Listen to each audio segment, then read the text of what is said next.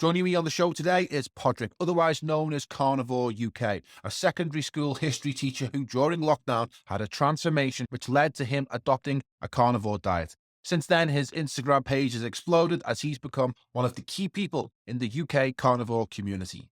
In this episode, we'll learn why, rather than being dangerous, the carnivore diet is healthy and healing, that it can be achieved on a low budget, and how it's promoting regenerative farming to counter big agriculture. This is Eyes Wide Open with me, your host, Lawrence Easman. If you want ad-free podcasts, exclusive content, great offers on live events, or just want to support the work we do here, please join our community on locals.com to get involved. Independent media like ours need your support. Links in the description below.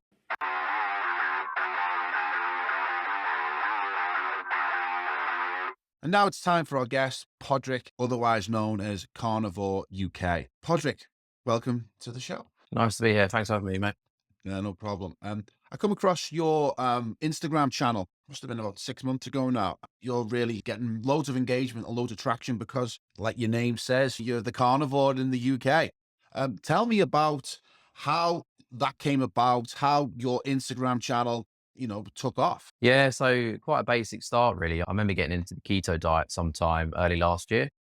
And then what happens is I was on the keto diet for about a month, and then I just found that I was electing to eat cheeseburgers most of the time. So a keto diet naturally just flowed into a carnivore diet. I started just uploading just pictures of my food, very simply. Just it wasn't any kind of grand intention I had. It was just, a method of accountability. And then I just guess organically it just grew. We've kind of found this community in the UK now where a lot of people are kind of following suit. So yeah, nice kind of, organic way just to meet like-minded individuals and keep ourselves accountable, share tips and tricks and things like that. So yeah.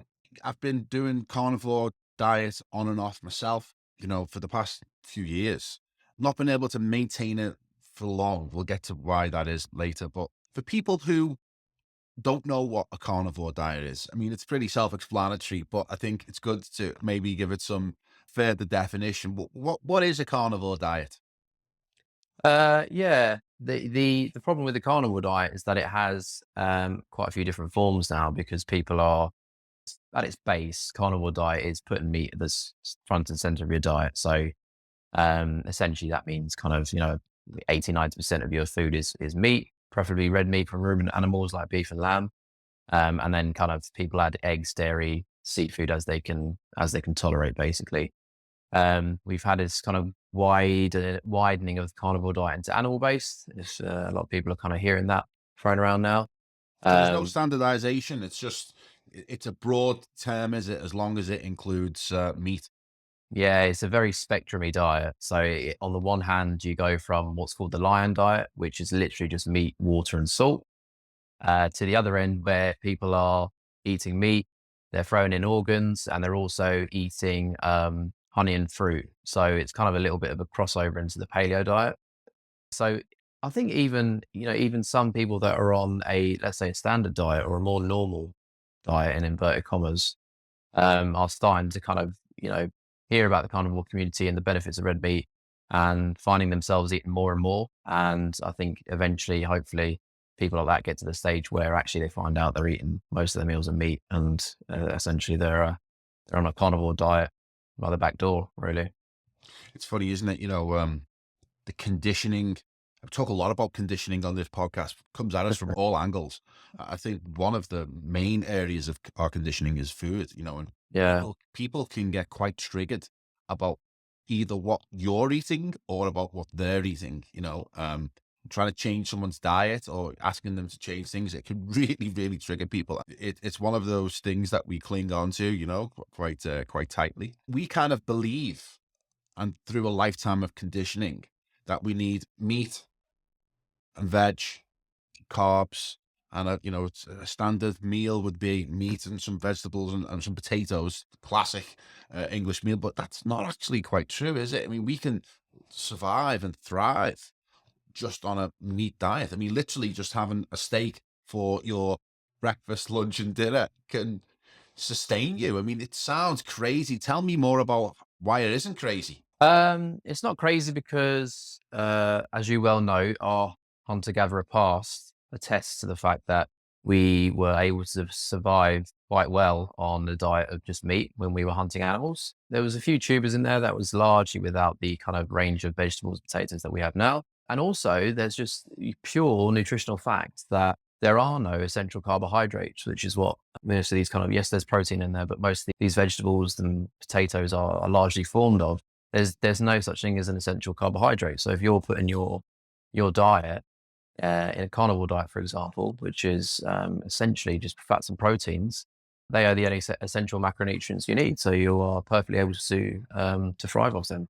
I'd say that's one of the main objections for anyone new to this information or is intrigued by carnivore diet and are interested in pursuing it, is that, we think it's dangerous or that it's not natural. And I think like what you've just pointed out is that, and this comes up again a lot in recent conversations I've been having, and it's a really fascinating area of study for me, is the idea that we were hunter gatherers for hundreds of thousands of years, maybe millions, who knows? And our diets consisted almost exclusively of meat and animal product, and some tubers, like you say, a little bit of fruit here and there, but that was our main diet. And it was only with the introduction of the agricultural revolution that all of a sudden we started to eat grains. That's a blink of an eye in terms of human history. So maybe it's plants that are more dangerous and unnatural than eating meat, because I don't think it gets talked about enough, which is the toxins within plants, the Mm. anti-nutrients that are within plants, the oxalates. What do you know about that? Yeah, so fortunately, I didn't really approach the carnivore diet, with autoimmune issues, but just kind of seeing the stuff online for people that did have those. A lot of them found that they were getting things like psoriasis, IBS, all these different complications. And a lot of them found that actually eliminating things like, as you said, oxalates, lectins, all these different plant compounds, obviously, because just think about it naturally in an evolutionary sense, an animal, if you're hunting an animal, it can run away, it's got a defense.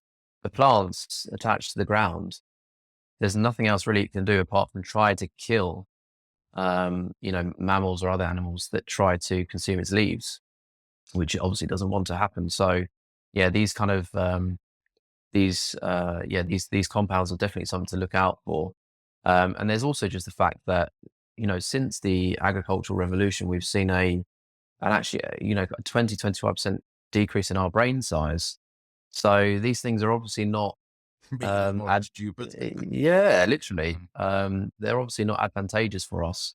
This kind of grain based diet. So yeah, yeah. I don't. You're brought up. As you said, there is big conditioning, especially in the UK, from school, with the kind of eat well guide and what it was before in terms of you must have 5 fruit and veg a day.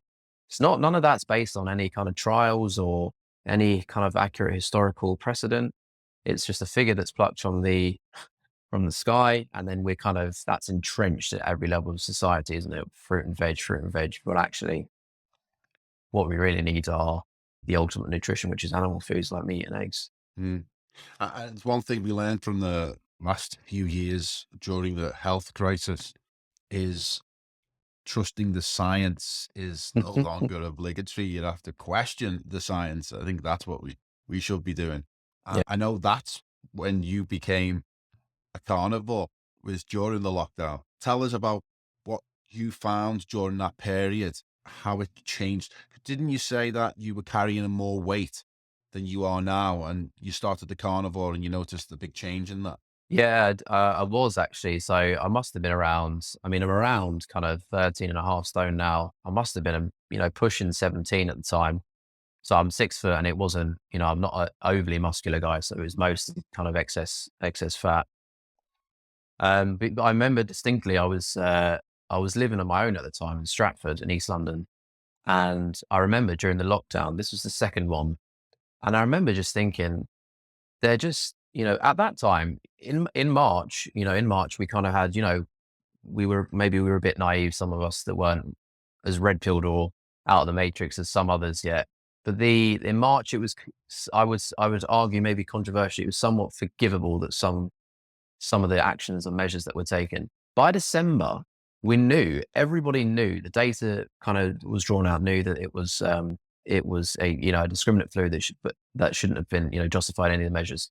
But anyway, going back to the point, it was just a gradual process where I was kind of into the news and just kind of seeing all the lies that were coming out, the distortions.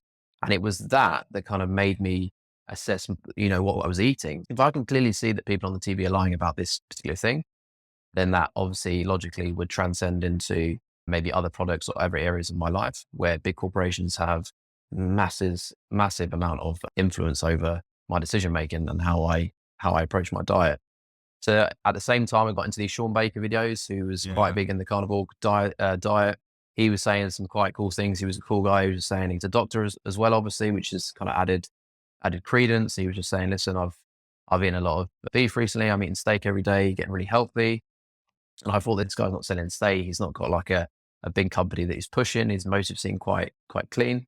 And so I started doing it. I just went to keto first, and then, just went to an all meat diet. And I felt, made huge changes, lost a lot of weight, mental clarity was through the roof. And it happens quickly, doesn't it, as well? It's that the feeling of clarity, the brain fog lifting, because I've done it myself, and I'm currently in a lion diet phase, which we'll get into. Yeah, that's one of the things I notice is within 3 days is that, those brain fog symptoms and energy levels can rise very quickly, which tells you that whatever you were eating was poisoning you, To bring on brain fog and to give you fatigue, that's got to be something you're putting in your body, which is the whole point of the carnivore one at first, isn't it? It's an elimination diet. Is we react well to beef. So if we just remove everything else out other than beef, then you can start reintroducing things to find out what you were reacting to. It's got a long lineage, hasn't it, really, the carnivore diet in modern parlance. We can go back to at least Vince Gironda, who developed the steak and eggs diet, and raw egg nationalist, who I had on previous to this podcast. He actually, his avatar is Gironda, and his recipes are based on Gironda. But we also have the Atkins diet. And the Atkins diet, to me, seems like it was just a modified version of Vince Gironda's way, or even a direct copy. So it's been around for quite a while, but it's only now starting to gather momentum. For me, I first come across it as the carnivore diet when Sean Baker did Joe Rogan. And I just thought that was such a really impressive podcast. And he was really impressive. And he was genuine. He come across really well. Like I say, he's a doctor and he was an authority. And I thought, wow, this has just blew my mind. Because the thing about Sean Baker, right, is that he says, when I decide what I'm going to eat for the day, I open the fridge and it's either one steak or two. That's his decision making. He doesn't even have organ meat, does he? He just eats steak. No. Yeah. Right? And he has no supplements. And that was what got to me. It was like, okay, I can understand eating the meat, but what about vitamin C? Yeah. Why is it taking vitamin C? And then when he gave the explanation of vitamin C, which is because you're not eating carbs, you don't need vitamin C. I don't quite understand that, but he was great. And then the next one was Michaela Peterson. Yeah. She called it the lion diet, and her testimony about she couldn't eat anything. She reacted to everything until she figured out that the only thing she wasn't reacting to was beef, salt, and water, and it healed her of all their autoimmune issues. So rather than being dangerous, it's actually healing to the human body. I think that's what's generating so much momentum, is that a lot of people are sick, with this diet that we're being poisoned with. I think it's a good thing. That a lot of people have said to me that there was the segue into the carnivore diet, that Sean Baker appearance on Joe Rogan. That's another impressive thing about it. Most of the carnivore diet is just about people who are kind of slightly sick or overweight or just not quite there. But there's also this extreme where, that Michaela Peterson case that you referenced sounded pretty awful. I mean, she couldn't move, and in some instances she had such kind of painful arthritis, and I think there was skin issues and the joints and things like that. And then she's been completely healed. And the interesting thing about that is that people don't realize the carnivore diet is a kind of fasting mimicking diet. Yeah. So what it does is it leverages the power of the body to heal itself, which obviously people don't talk about that much. We don't hear about fasting because there's no money to be made in it. Your body can do all the work itself. There's no intervention that can be sold. But actually, when you allow your body, which has evolved over millions of years, to take care of itself, it can do that. It can do that pretty well, which is what and obviously in conjunction with good, nutritious food, you'll be flying. I've done quite a bit of fasting, but what I found is that initially when you first start the carnivore diet, you're hungry and you eat a lot of meat. Right? And I remember Sean Baker saying that one of the reasons why people fail initially is that they don't eat enough meat at the beginning. Right? Yeah.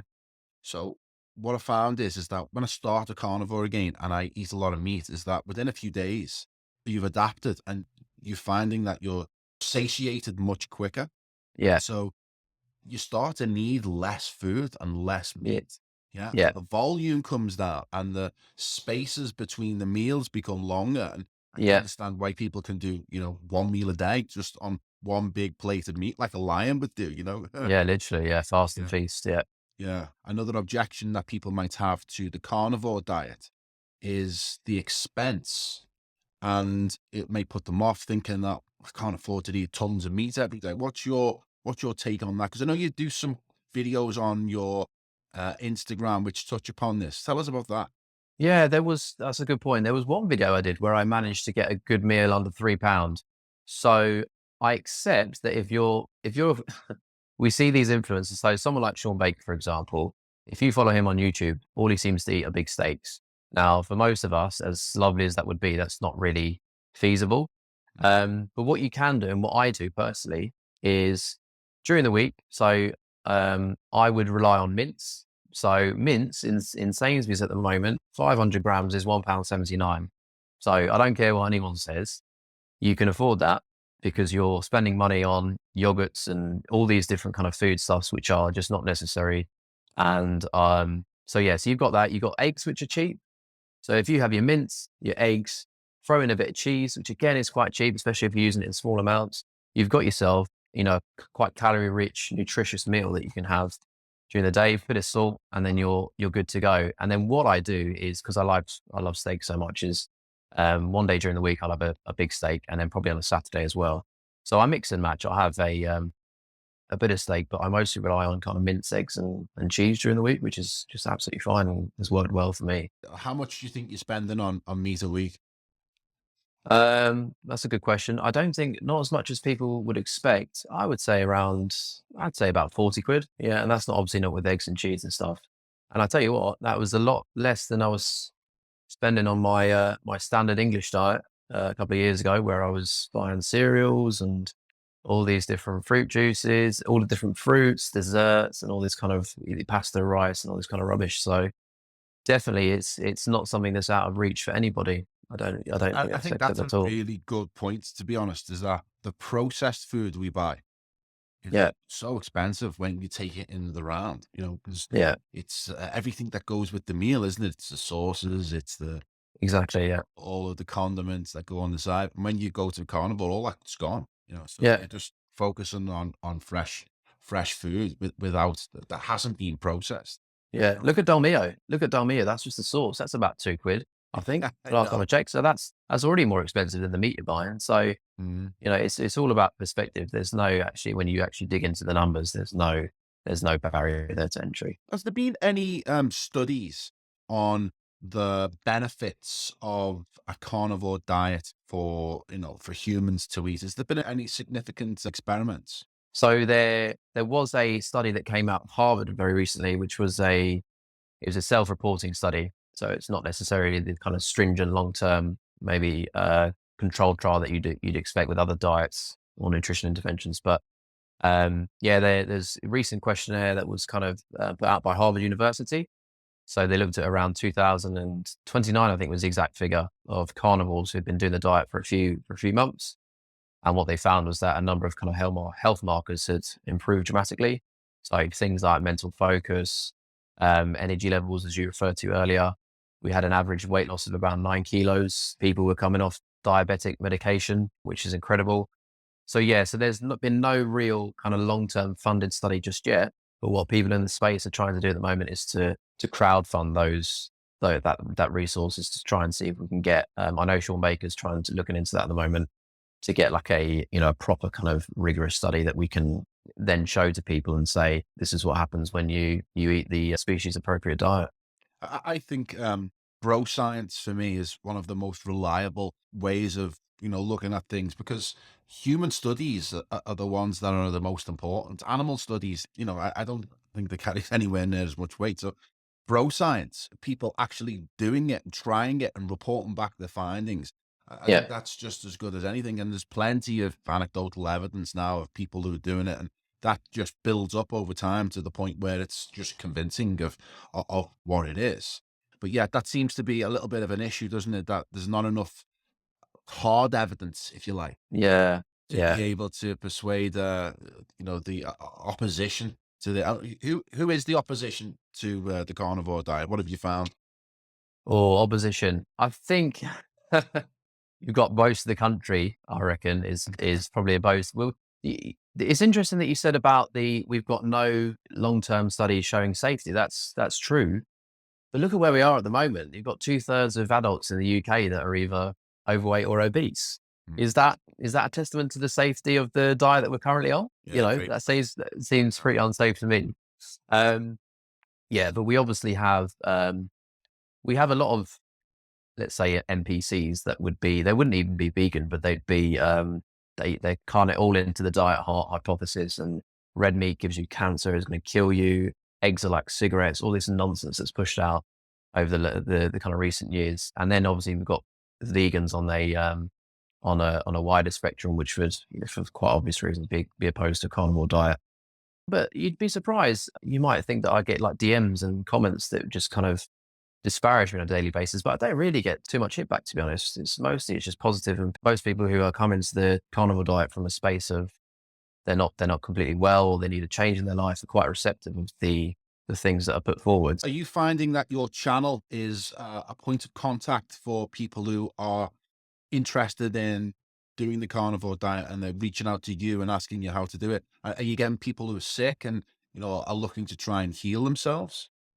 Yeah, so I guess the attraction is twofold. There's people who I just kind of catch off guard somehow from whatever hashtag I've put up, and then they'll kind of see the page.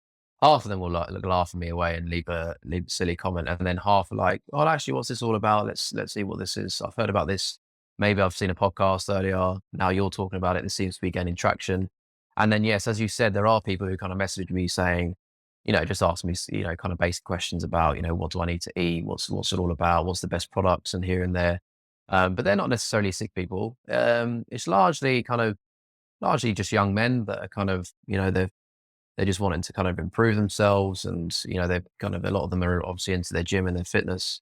So the carnivore diet is a big boost in that way. And as you said, yeah, bro science is beautiful. Once you've seen the science TM that's come out of the every orifice in the last 2 years, then that's people saying that to me is not really the insult that they think it might be. You've got to try it yourself. You've got to test these things, haven't you? And, the human body is robust and can take quite a bit of damage. I don't think you have to worry too much about trying these things out for yourself, because Yeah, when you try things out, then you have direct experience and direct knowledge, and you're able to make the judgment independently. You don't need other people's opinions to yeah, tell you whether something's right or wrong. You know instinctively because you've done it. So I always try to test things. Well, I do try to test things before I can take a position where I go, no, this is true. At least it's true for me because I've done it, I've experienced it, and I know that it's true.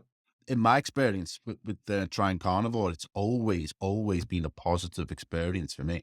And I've always felt much better, and I've lost weight, but I've trouble with sustaining it for long periods. Now, I don't know whether that's because sustaining a lion diet for long periods is unnatural. I don't know whether that's, to that extreme, which is just yeah, take salt and water. Or maybe that isn't extreme. Maybe the other end is extreme. I don't know. But I find yeah, that quite difficult to sustain for long periods. And then other foods start to creep back in, whether that's eggs, cheese, milk.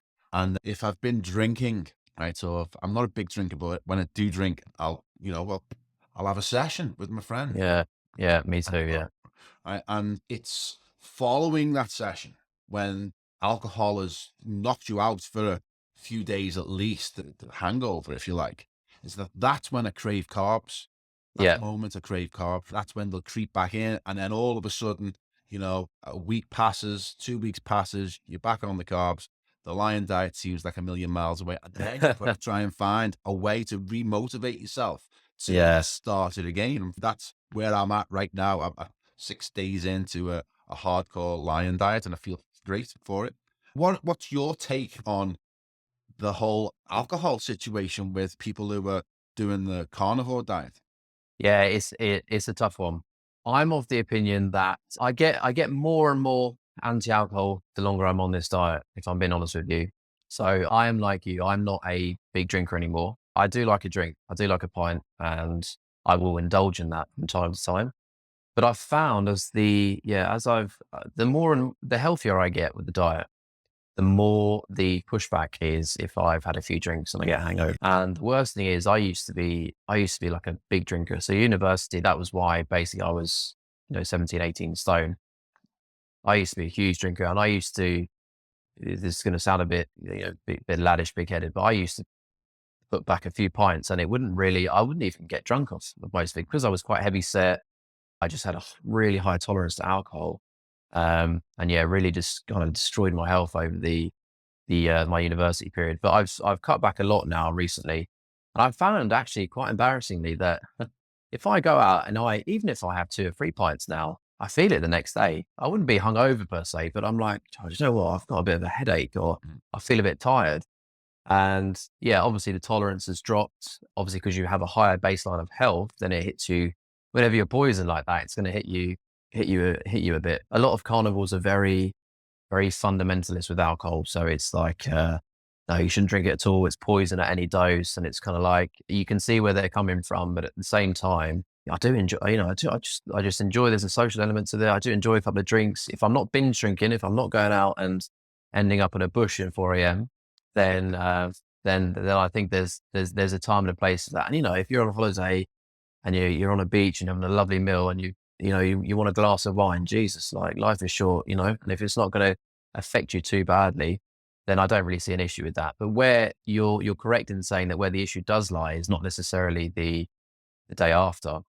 It's how quickly can you get back? And that's where I found that actually what I'm going to do if I go out with my friends now, maybe it's a case of I'm not going to go. I don't like day drinking. So I don't like going out at 12, 1 o'clock. And then, because I just feel tired. If I Yeah, do you this, just just feel done it tired. for the rest Do you of know, the day after the session. yeah, it's horrible. So what I do is I just delay it. I might turn up later. I might push back have dinner first, push it back as late as possible. I make sure I get my electrolytes in. I'm well hydrated, and then I kind of leave at a sensible time. I'm not ending up in, so again, someone's kitchen or something at 3 o'clock in the morning, just still, just drinking for drinking's sake, which I found a lot of it was, when I was younger, a bit more naive. But yeah, it's a difficult one. It's one of those things that I think is individual. How well do you tolerate it? If you're on a carnivore diet, how well can you get back? You need to bear in mind that if you're on a carnivore diet, it's harder for you because you're not consuming carbs, harder for you to retain certain electrolytes. Um, so obviously when you drink on a carnivore diet, the dehydration effects that you're going to get over the next few days are going to be a lot more severe than if you're on a standard diet. So that's something to be wary of. But again, and everything in moderation, right? Well, yeah, if only I could moderate. So, so, I'm 3 months without having any alcohol, and like I give myself a challenge. 3 months ago, I thought, okay, I'm going to see if I can do this, and I've set a challenge, which is I'm not going to drink for 365 days, one whole year, and I'm 3 months in, which is a quarter of the way, and I'm probably embarrassingly approaching a personal best of no alcohol, probably the longest period since I was 18, which, Right, right, right. it seems quite crazy. But yeah, it feels good. I feel like I can maintain momentum. And I think that's the thing that happens with heavy drinking sessions where you go out and it's a good day of drinking, or a weekend of drinking, is that the after effects, it affects you not only for the following week, but even the week after, and any Yeah, disciplined routines that you had that require effort and energy. If that hangover hits you hard, then they're going out the window. And the key to routine is to keep them going, isn't it? And I think yeah, that's in the past, that's what's knocked me off my attempts at maintaining a carnivore diet. So right now I'm 3 months in and I've just restarted the carnivore. So this would be a good experiment for me personally to see, okay, can I maintain this way of eating, this way of living longer? Because I'm going to go 365 days without a drink. Yeah, so that's going to be an interesting bit of bro science experiment for me. Yeah. Yeah. What are your thoughts on the Great Reset? Right. And the Great Reset diet. Talk quite a bit about it on this podcast, and the Great Reset diet seems to be, they're trying to move us to a plant-based diet. Is this something that you're aware of?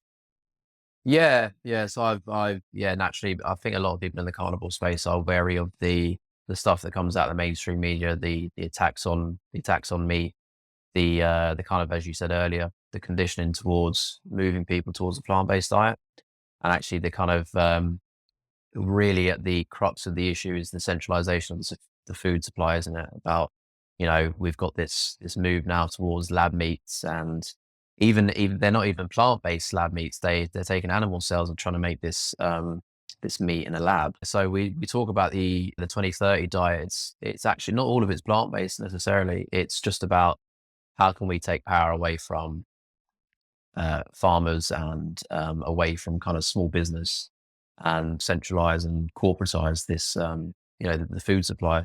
I think I remember you saying one of the other podcasts about that Kissinger quote, where you control the food supply, you can control the people. So, yeah, it's heating up. I actually posted something yesterday about the New Zealand. I don't know if you saw, they now want to tax cow burps and the nitrogen that's released from cow urine. They want to tax that, which is, it's just absolutely ridiculous. I've given up now with these people. And actually what's interesting is that countries that implemented the strictest COVID measures, you will find that actually these are the guys that will follow that agenda the hardest. So you've seen the nonsense with the farmers coming out of Canada.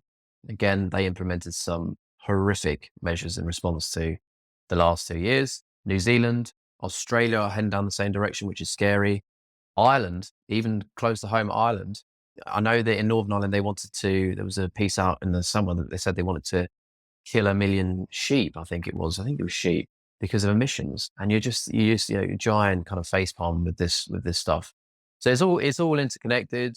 There's all this kind of, there's this kind of ruling class that want to, they want as much control as possible. And the best way to do that is, to start is the food supply. And I do worry about the fact that whether the last 2 years was a warm up or a test run for what's going to come in the next few years.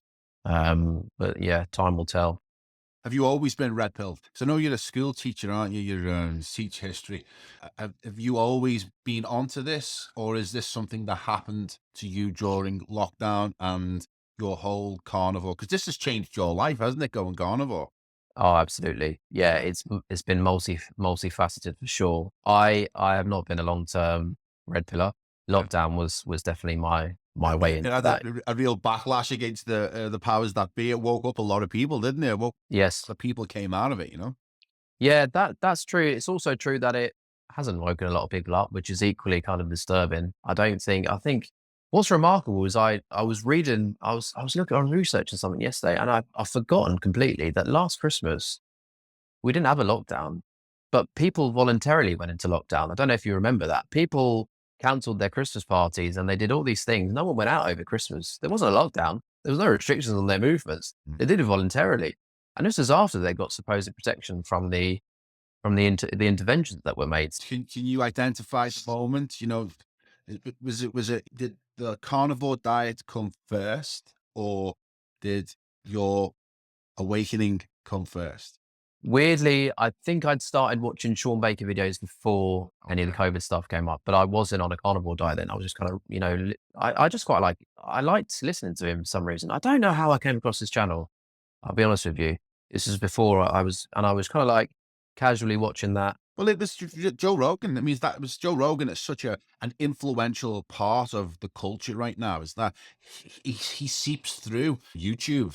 Just the recommendations in your algorithm, it just popped up. Yeah. That's how I found them. I thought that looks interesting. Let's see what this is. And then Yeah. You're exposed to Sean Baker's entire philosophy. And yeah, so it's kind of symbiotic. But I think actually that the more I got into the carnivore diet, maybe the brain fog, the mental clarity. Yeah, good point. Because even listen, I'll be honest with you. In March, I went along with everything. I generally thought it was going to be 2 weeks because I remember being at school, and obviously I had this kind of childish sense of giddiness about the whole thing. I was like, oh, lovely, 2 weeks off work. Yeah, we'll flatten the curve. We'll be back in 2 weeks. Lovely. I'll sit at home and do nothing, and more for me because obviously, Well, what a yeah, transformation. Fantastic. I mean, that's a story in itself. yeah, that's the silver lining. I don't think any of this would have happened without that kind of what what the powers that be did over the last couple of That's what I'm years. saying. So it was kind of, a double-edged sword for them, wasn't it? It's like a lot of people, okay, maintain their somnolence and are still fast asleep, or maybe they're never awake to begin with. But other people have, boom, come alive during this last 3 years and have really charted a new path for themselves and their lives. And the people that you're helping now is Carnivore UK, because they're coming to you as a coach and a guru. I mean, that's an amazing story in itself, you know? Yeah, that's quite cool actually. And I think, yeah, I think people come to me and they're not really. I don't think they're necessarily red pilled or matrix. The health is people get sick, and then people kind of they seek remedies, and if they look at something like the carnivore diet, they think I'll try this in 30 days. Let's see what happens. Wow, I feel amazing. Now, I've been told for all of my life that red meat Yeah. is going to cause cancer. It's dangerous. If they're lying about this, what else are they lying about? And so the carnivore diet is the foot in the door. The food is the first step, and that's maybe why we've seen such a push to push back against meat eating and get this kind of plant based this system set up. I think So it's it's a great interesting. point. I think it's a great point as well, is that when doing carnivore or other diets that are similar, is that the things that have kept your spirit suppressed, is the poisons that we're putting in our bodies through the junk that we're being sold in the supermarkets and through the media, is that once they're removed from the organism, all of a sudden, boom, mental clarity returns, energy returns, and you can view the world differently through a different lens. So I think it's a really good insight, is to say that, a carnivore diet is a red pill in itself because of It the is. physical benefits that it can bring to you, enabling you to be able to look at the world in a new light. I hadn't really considered that before. It was a really good bit of insight, and that's definitely why they are seeking to suppress it, because it's like, how can we sustain a planet if everyone was a carnivore? Right, that's the first Mm. kind of question, and I don't know the answer to that. But I think another effect that this is doing is that it's causing people to seek out quality food and move away from the whole gigantic supermarket chain way of eating, and maybe going back more towards natural farming. What's been your experience of that, of moving away from the supermarkets to, the farmer? Yeah, so I very luckily for me, I have a farmer's market literally around the corner from my flat, which I go to on a Saturday morning, and they've got amazing stuff there. Kind of regeneratively farmed, grass finished beef with organs and oysters and organic eggs and raw milk and anything you could possibly want in that respect.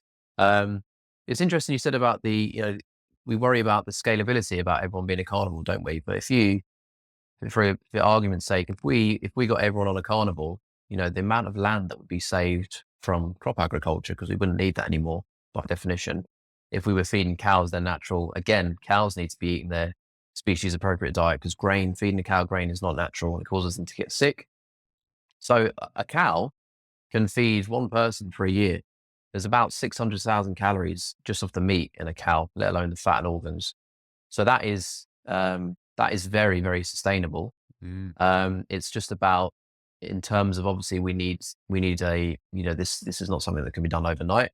So we need this kind of gradual push for people to go to their. I'll be honest. We've talked earlier about the affordability of the diet, and I've talked about I rely on supermarket mints for during the week, let's say. But then what I do is I buy my steak from these regenerative farms. So I'm kind of 50-50. It's just what I can afford, and I'd really encourage people to do the same. Mm. And there's really, I try and share some of them a lot of the time on Instagram. There's a lot of great farms, regenerative farms that are on Instagram that deliver nationwide. So even if it's just something small, like once a month, buy these are not overly priced as well. These are something that, when you're not eating too much a day, which generally tends to happen on a carnivore diet, especially with a big fatty steak, then you'll find that can actually become, quite affordable. So yeah, there's good work to be done in the UK. The one silver lining about the terrible weather we have is that we have good grass. Mm. We have plenty of pasture land. So the cows that are being raised regeneratively have an amazing diet. And actually, what we found is that the cows that are raised regeneratively are not only doing the damage that maybe grain-fed animals, or more pertinently the crop agriculture, are doing. It's actually reversing a lot of the damage, and it's sequestering in carbon. A lot of these places are carbon negative, and actually they are replenishing the soil with natural fertilizer, because they're being allowed to graze in a more natural way, obviously eating grass and then pooing out loads of different good microbes for the soil. So it's definitely something that's scalable. I'd really recommend anyone to have a look at the work that Dinah Rogers has done. She released a documentary called Sacred Cow, which is really good.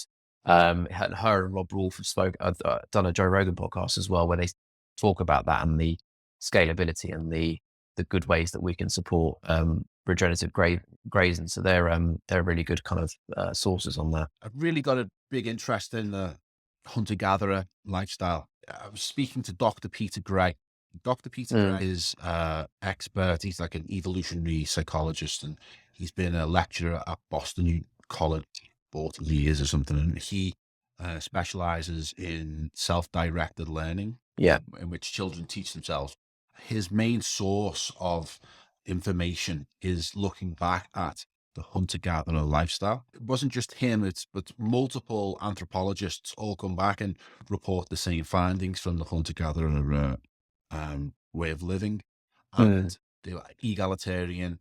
They didn't go to war. They shared everything. And interestingly, they had small families. Like, they didn't have these large families. But therefore, the population was far more under control, because they had 2 or 3 kids, maybe max, because food wasn't as abundant as it is now. And therefore, nature found its balance, right? And therefore, it worked in harmony.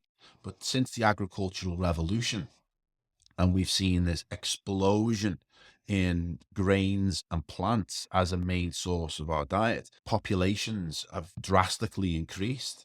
And families were much bigger. I mean, I'm on my mum's side, an Irish family, and my mum's one of 10 kids. It's not seeing that now, but that was quite common, wasn't it? So Yeah, my dad's one of 15. one of 15. I know all about big Irish families. Yeah, Yeah, I haven't heard of 15 Crazy. before. That's a new one. Crazy. So there was this explosion in agriculture and grain and plants, created these huge populations. So if we did return back to a hunter-gatherer lifestyle, I don't even know if that's possible, but if we did some kind of move towards that, then populations would maybe come down, and there's less issue with the sustainability of it. I've been thinking about this because I started with food. Obviously, the carnivore diet is my segue into trying to improve my health, because I was, just mentally and physically, I just felt rubbish all the time. So that was my way of trying to fix that. But then, since I've got I generally like to think I've got the diet generally sorted. What other areas of my health do I need to kind of work upon? So there was it's interesting that they talk about kind of 3 stresses that are good for the body that don't exist anymore. Not to the same extent. We had food scarcity. So this is tapping into the fasting thing. That doesn't exist anymore. So the body doesn't undergo any stress in that regard. Physical stress, which actually most of us do a good job at mimicking in the gym. Okay, they're not their movements in the gym are very lateral, and that wouldn't have been a thing in the hunter-gatherer society. We would have been jumping about and throwing spears and things like that. CrossFit's actually a kind of good kind of halfway, I think, towards that. But the last one is environmental stress. And no one has any environmental stress anymore. No one is out in the cold and challenging their body and wind and storms and in the sea. Not to the extent that they would have done anyway, Well, 4,000 years ago. There's probably a little bit of that at the moment, isn't there, with the whole Wim Hof revolution, and everyone Yes. in ice baths and cold showers. There seems to be like an innate urge to go and put ourselves in environmental stresses, like you say. I'm such a huge advocate of that. So I am obsessed with sauna. I think the sauna is absolutely amazing. And How long do you actually, do? I go quite big now because I've been doing it for a while. Can do 20 minutes at about 90 degrees. It depends because annoyingly, the temperature of the sauna seems to fluctuate. So I can't really get a good, but I aim for 20 minutes. And then then I like doing the cold shower afterwards, Do you go which back is to it, just, or is yeah, that your session? apparently, no. So the main thing to do, so I use the gym first, and they say that if you use the sauna straight after, it's good for muscle gain because increased inflammation, etc. And not to do the cold shower. They say not to do the cold shower after a workout because you want inflammation there, and the cold water kind of works against that. Mm, But I do the cold water anyway because the mental that's kind of great. impacts on, Something yeah. back to the Oh, sauna. it's just incredible. Honestly, it's like just the sense of elation is just incredible. And they found I need to find a way to do this because I really want to get into the ice bath.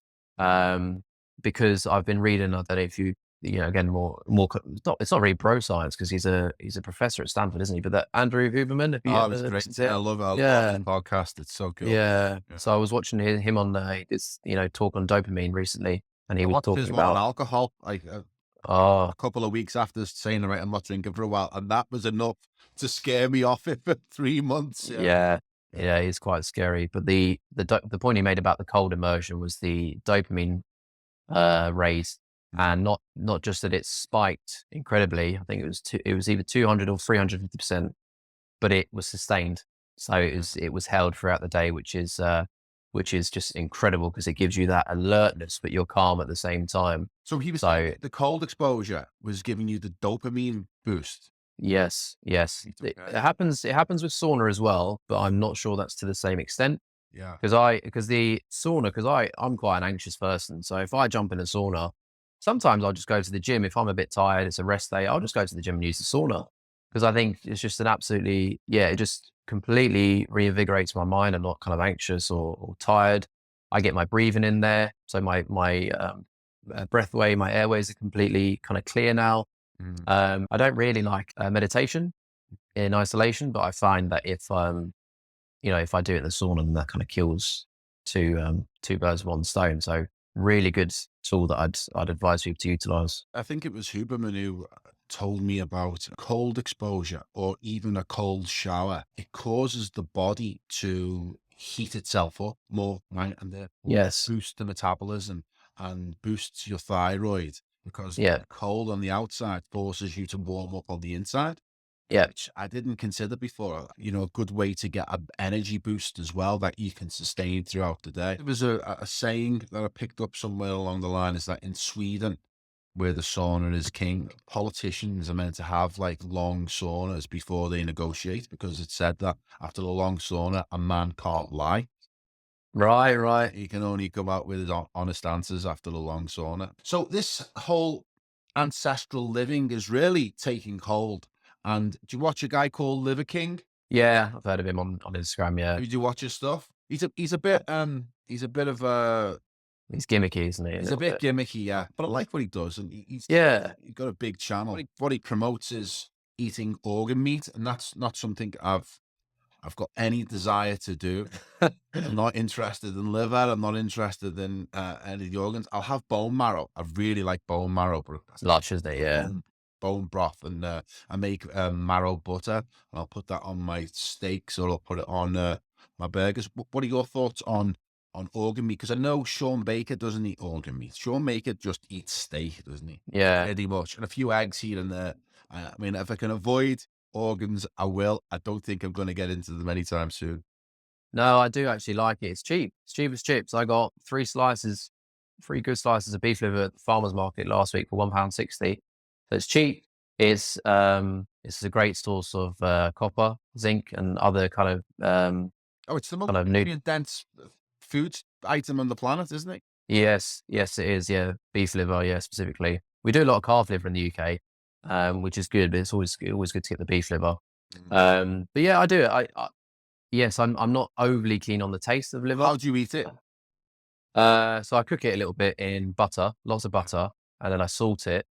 And then I don't really have a problem with eating it kind of straight. Like, after I've done that, I might play around with a few onions. I'm not really a carnivore that's like completely anti-veg and won't touch any of that. Yeah. If it helps the liver go down a little bit, I've heard that's good. Sometimes wrapping it in bacon. A lot of people do that. I haven't done that myself. My mum used to do that for me when I was a kid.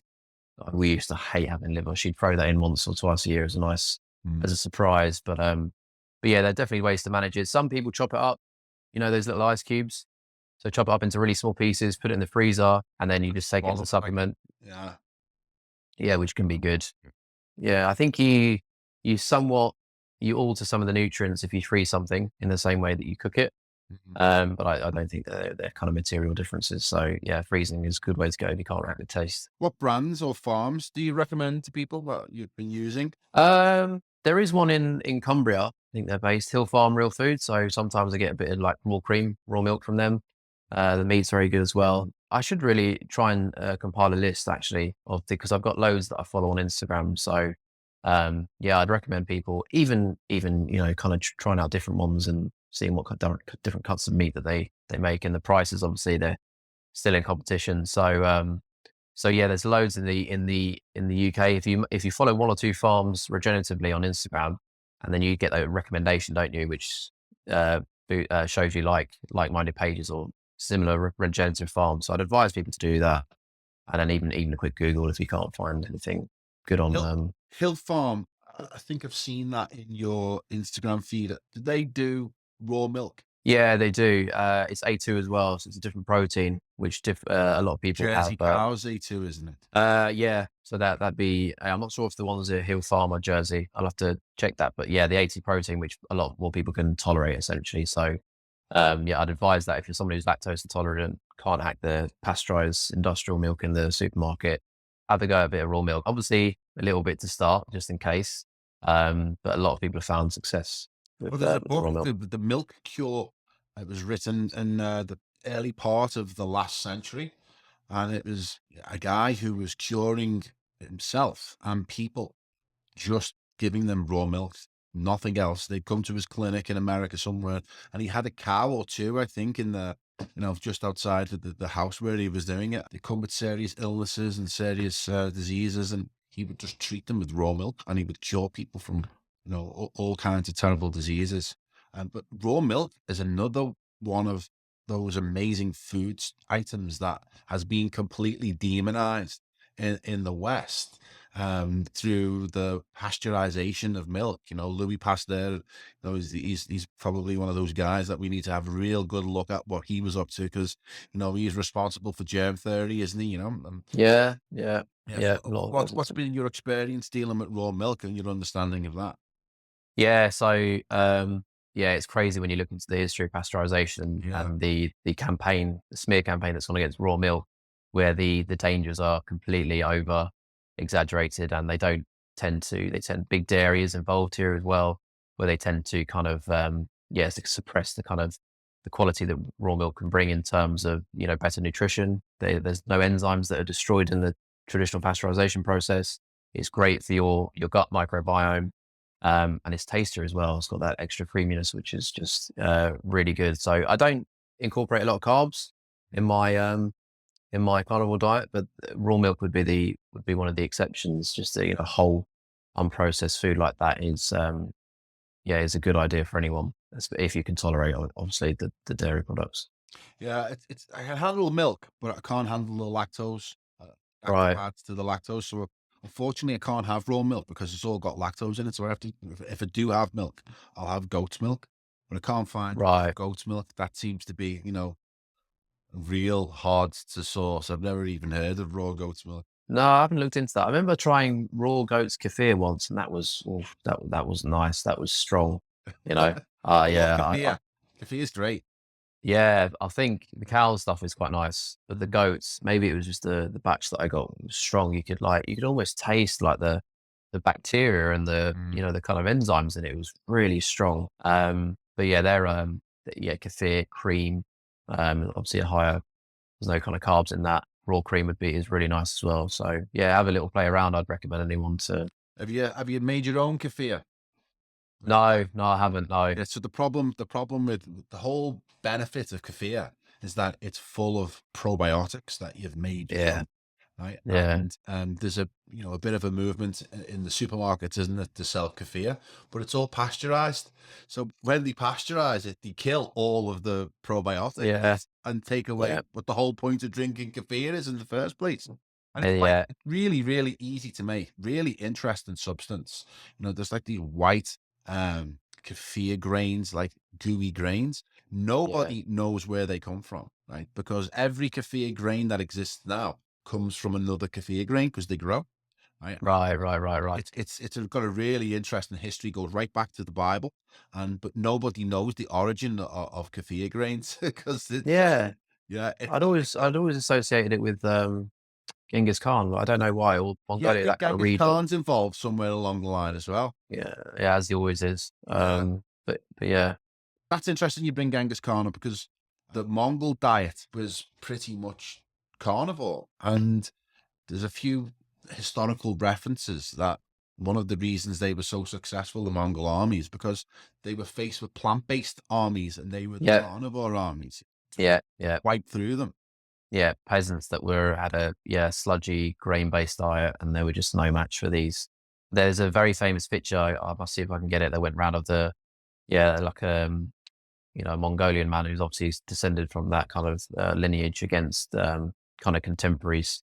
And he just like on diet of like raw milk and meat, and he's just like towering over them. Mm. So these must have been kind of massive specimens, and yeah, I wouldn't fancy coming up against any of them. During lockdown, I had a crazy idea. I opened a burger shack.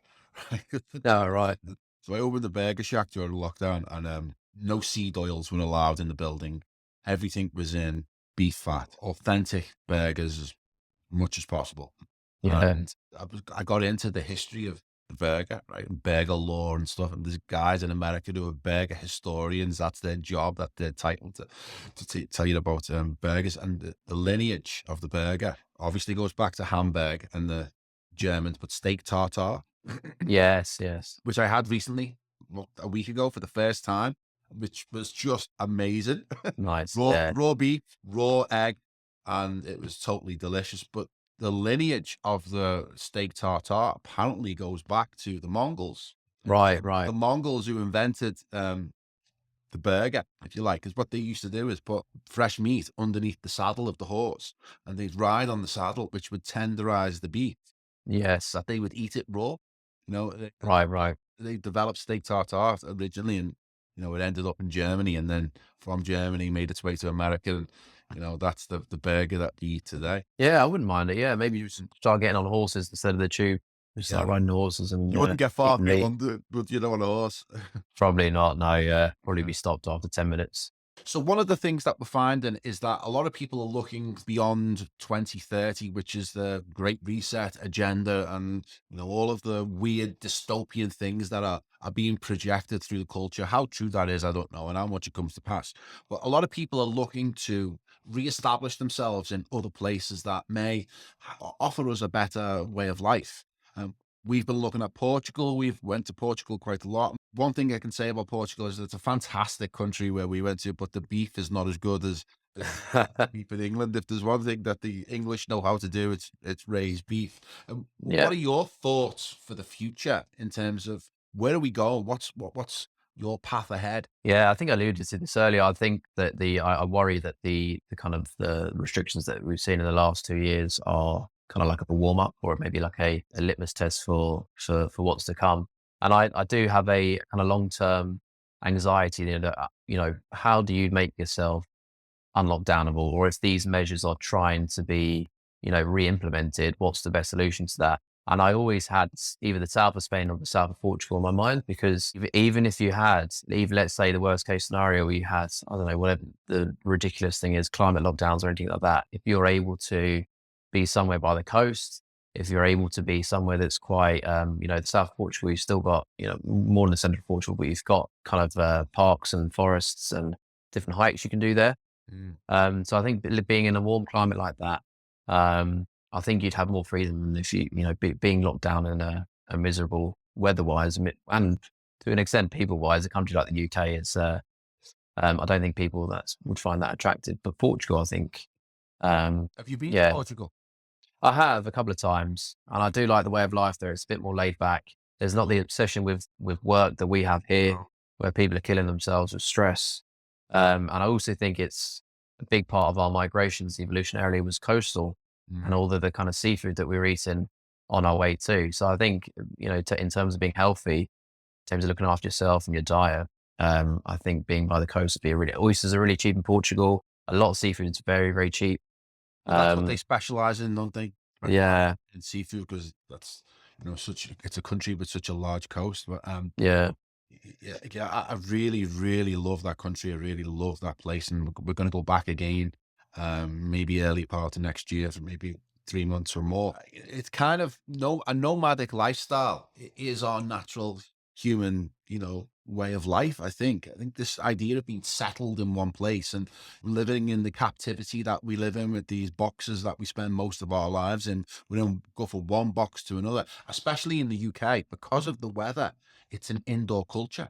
We yeah, spend most of our time indoors. And that was one of the things that I found really interesting about the Portuguese culture is generally it's an outdoor culture. yes, Yeah. yes, which is crucial. Yeah, Yeah, like I've got a 6-year-old son, and here we take him to soft play because if it's raining and it's it's crap outside, which most of the time it is that you go and but they don't have any such thing as soft play there. yeah. Soft play is the beach. Soft play is outdoors, and I think that whole idea of being outside, I think is far more enjoyable and it's far more healthy for us.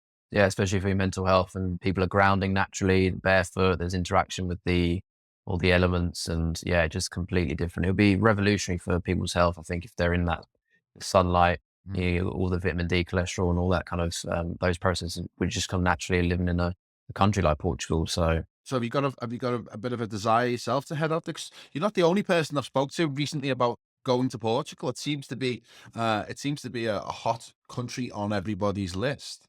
I think because it's close relatively, and it's the closest place that we get good weather, and I think obviously is like that Algarve region and south of Spain tends to be dominated by a lot of kind of expats and stuff. So Mm. I think it's the closest, it's the easiest option. Mm. Um, so A little yeah, interesting stat about Portugal is that the oldest military alliance in the world, right, and it's over 650 years old, is between Portugal and Britain. Right? I read that somewhere the other day actually. Yes, I do Yeah. remember that. Yeah, Long, long relationship between Portugal and Britain. Portugal was founded by, I forget the name of the king, but he broke away obviously from Spain as it was then and created Portugal with the help of the British Navy. surprise, surprise. Yeah, yeah. Fingers So involved maybe it's somehow. another one of our colonies. I don't know. Yeah, but it's a great place, and I could definitely see myself at some point settling down quite a lot.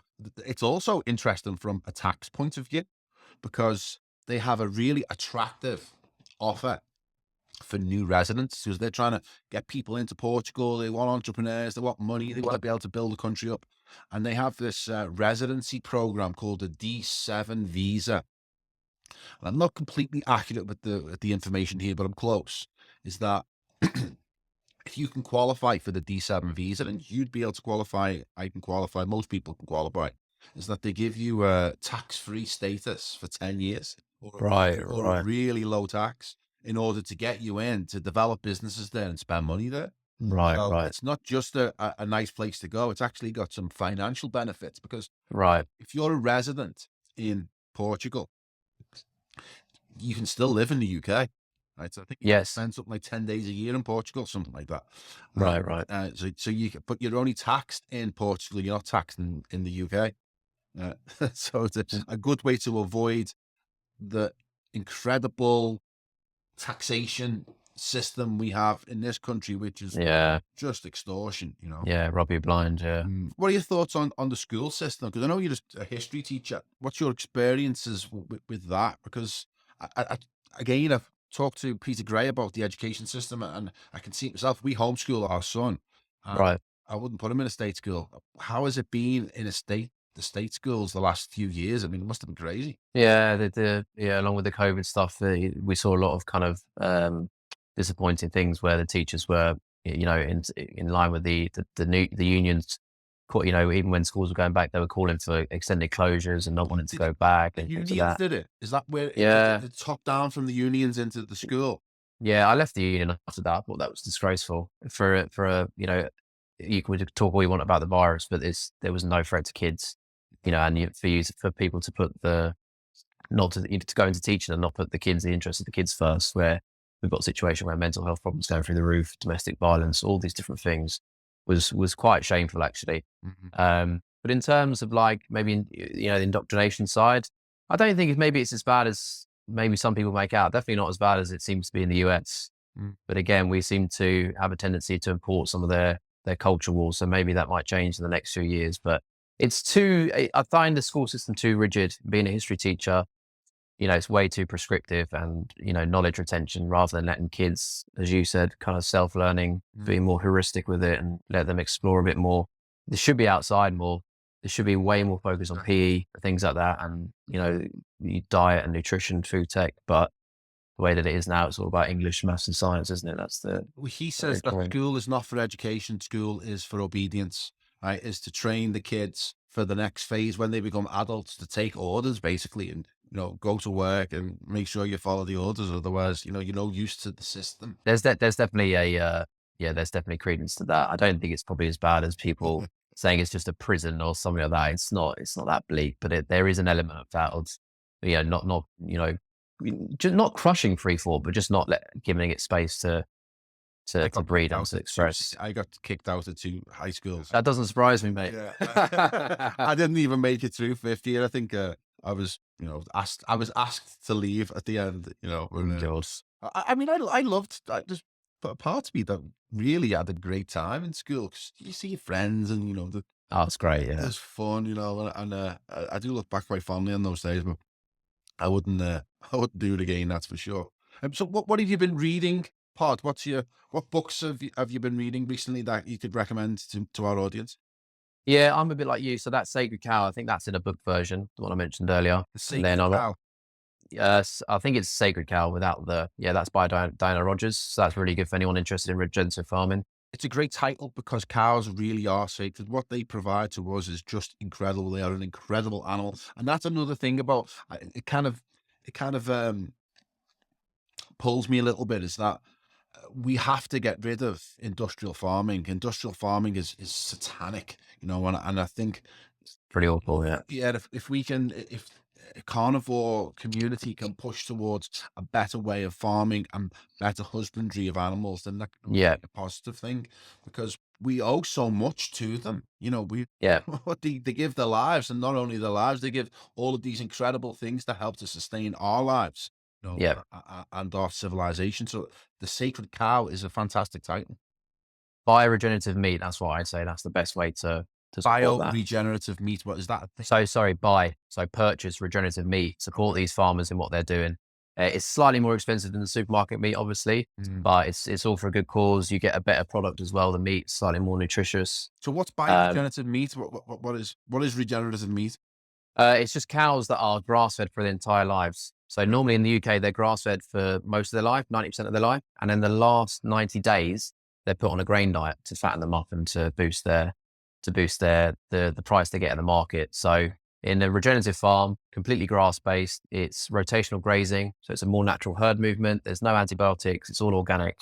And yeah, I like the taste. Some people say it's not as tasty as grain-based meat, but I don't see that. I think it's lovely and it's more natural. So all the better. Okay. So the Sacred Cow, that sounds interesting. What else? There was something you mentioned to me earlier. Was the Hunter-Gatherer Guide to the 21st Century. That's what I'm reading at the moment. Yeah, by Brett Weinstein. So that goes through. Tell me about that. Yeah, so that just kind of goes through all the kind of modern complexities of life and how that's kind of out of sync with our hunter-gatherer past. So that's interesting. It talks about the school system as well, which might interest you. But yeah, he's good. I follow a lot of his stuff on the Dark Horse podcast, and yeah, he's an evolutionary biology nut, and it's just like really interesting to see like kind of some of the kind of things that he comes out with. I've not seen him advocate a carnivore diet, weirdly enough, which you might expect. Maybe I just haven't seen that kind of episode or that bit in his book. But no, yeah, really interesting stuff. Cool. Well, listen, Paul, it's been great chatting to you.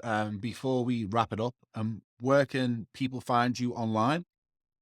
So just on Instagram at the moment. I'm not really anywhere else for the time being. So the CarnivoreUK on Instagram. I Yeah. put kind of all my stuff there, so it's all in nice, tidy one place. Okay, well, I'll put, as usual, the links in the description. And before we wrap it up, have you got any last words for our viewers?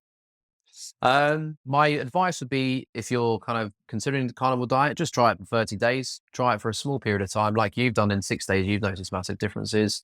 What have you got to lose? Try it for 30 days. If it's not your thing, you can go back, or you can adjust as you see fit. But give it a go. Try and buy regenerative beef when you're doing it, and you'll shortly see the benefits. Padraic, Carnivore UK, thanks so much for coming on the show, and I hope to speak to you again soon. So, man, Norris, cheers, mate. Cheers. Ta.